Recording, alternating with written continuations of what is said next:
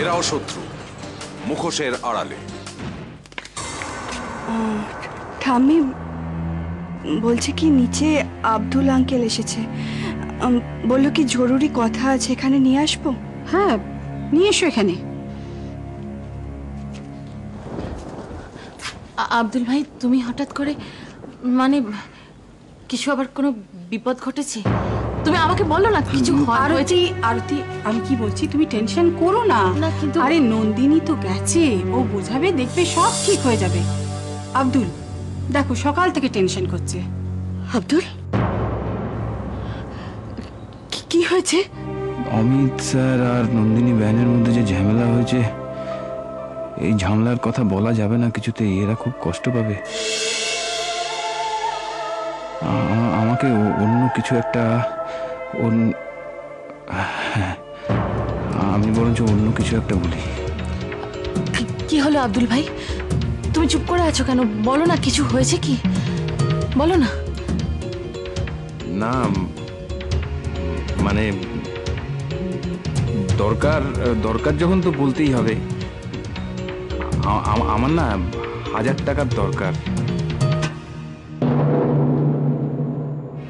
না না থাক, অসুবিধে হলে থাক, আমি না হয় অন্য কোথাও দিয়ে একটা ব্যবস্থা করে নেব, আমি চলি। আশ্চর্য, এ কি কথা? তুমি আমার ছেলের মতন, তোমার দরকার লাগলে আমি দেবো না? তুমি একটু দাঁড়াও, আমি এক্ষুনি আনছি।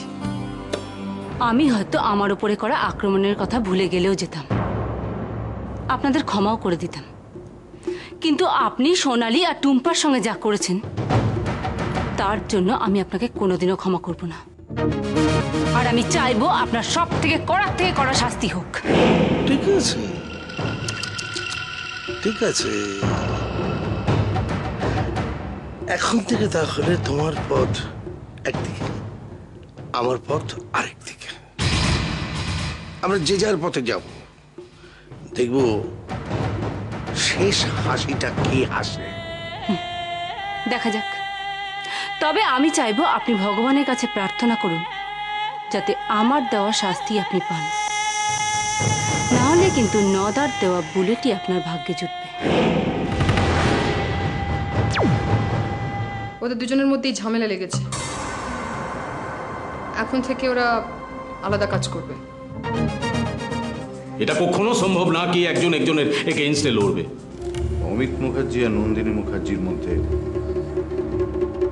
কোনো ঝামেলা কোনোদিন হতেই পারে না। আমি আর কবিতা দুজনে মিলে নিজেরা গিয়ে দেখে আসলাম, থানার সামনে ঘুরে আসলাম, শুভঙ্করকে ওখানে পোস্টিং করিয়ে দিয়েছি। হ্যাঁ, এরপর থেকে সব খবর না শুভঙ্কর আমাদের সাপ্লাই করবে। আমরা ভুল? হ্যাঁ মঞ্জি, আমার মনে হয় এটা আর একবার ভালো করে যাচাই করে নেওয়া উচিত। ঠিক আছে, এ দরকার হলে আমি নিজে যাচাই করে নেব। আরে বাবা, তেমন প্রয়োজন হলে আমি ভি বাইরে যাব। না মোহনজি, না, আপনি কোথাও যাবেন না। আপনার ছবি সব পুলিশ থানায় আছে, কেউ কোথাও চিনতে পেরে গেলে গন্ডগোল হয়ে যাবে। মঞ্জি কবিতা ঠিকই বলেছে, তোমার যাওয়ার দরকার। এরপর আমি আর কবিতা যাব, পাক্কা খবর নিয়ে তারপরে আমরা আসবো। ওকে। रस्सी जल गया पर बल नहीं गया। তুমি তো একা একটা মেয়ে মানুষ, আমাকে তুমি থ্রেট করছো।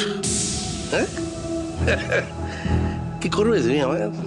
হ্যাঁ, এসব শুনে তোমার হাসি পাচ্ছে। হেসে নিন মেজদা, যত খুশি হেসে নিন। আপনার বোধহয় মনে নেই যে মা দুর্গাও নারী ছিলেন, আর অসুরের কি অবস্থা হয়েছিল তা তো নিশ্চয়ই আপনার জানা আছে, তাই না?